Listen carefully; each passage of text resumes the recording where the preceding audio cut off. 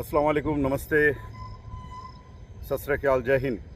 दोस्तों, ये वीडियो मेरे सारे भारत के दोस्तों के लिए है, सारे भारतवासियों के लिए है। 2026 में भारत सरकार ने एक महत्वपूर्ण कदम उठाया था, नशा मुक्त भारत, और इसके ऊपर बहुत तेज़ी से कार्रवाई शुरू हो चुकी है, हो रही है, और ये होनी भी चाहिए था, क्योंकि इन नशे के व्यापारियों ने ये जो नशा, गांजा, अफीम, चरस, कोकीन, ड्रग्स, एमडी, इसकी गंदगी इतनी फैल गई है, अब इसका सफाया और जड़ से सफाया बहुत ज़रूरी है।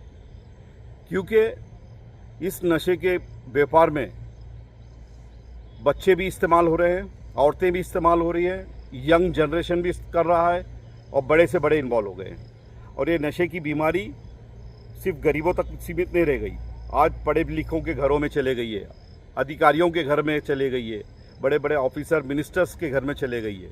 और किसी माँ बाप की एक औलाद है, अगर उसको इन नशे की लत लग जाए तो उस माँ बाप का क्या होगा।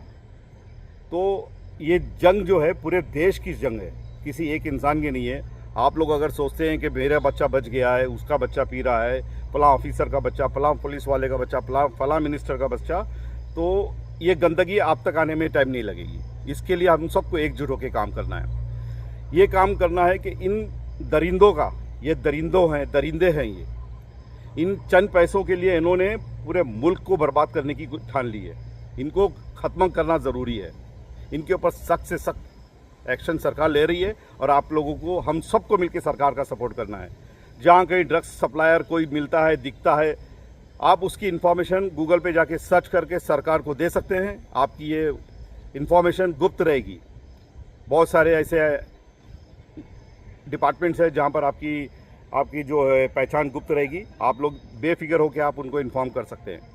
दूसरी बात, इन नशे के कारोबारियों ने इतना पैसा बनाया है नशा बेच के, और आजकल BMW से बड़ी बड़ी गाड़ियों में घूमते हैं, रात को निकलते हैं, दिन भर सोते हैं।